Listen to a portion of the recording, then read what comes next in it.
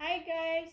Welcome to my vlog. Samahan niyo ako. Tayo ay magluluto ng sweet chili chicken wings. So, mayroon na tayong na-prepare dito na chicken wings. Na-marinate ko na siya kanina ng lemon, fish sauce, and black pepper.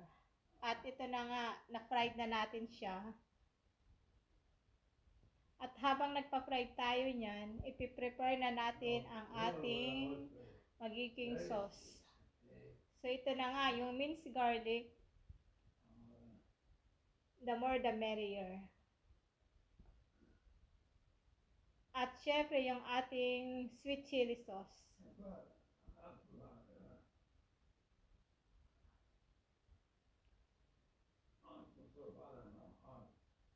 Tsampa-tsampa lang yan. Wala akong exact amount. At syempre, maglalagay tayo ng honey.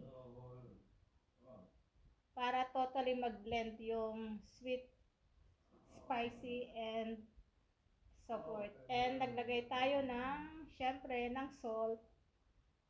At since marami akong oranges, naisipan ko why not maglagay tayo ng orange juice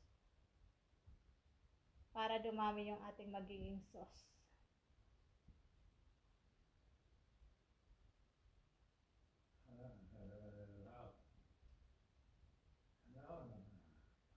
At yan, halukay ube. Actually, ako lang kakain yan. So, naglagay ako ng black pepper.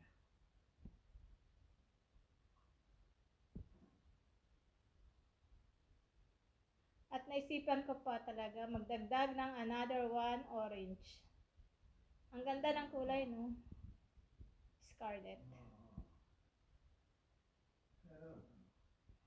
So, ito na nga yung last portion ng ating chicken na piniprito.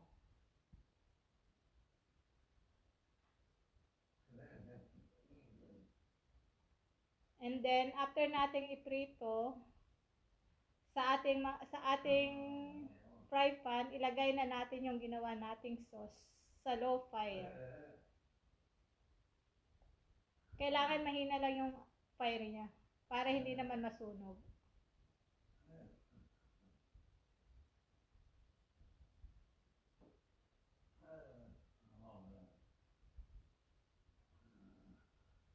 At sinimot ko pa talaga. And then, ito na nga, ilalagay na natin yung ating napritong mga manok. So, yan na nga. Masyadong masarap. Ang ganda ng kulay ko.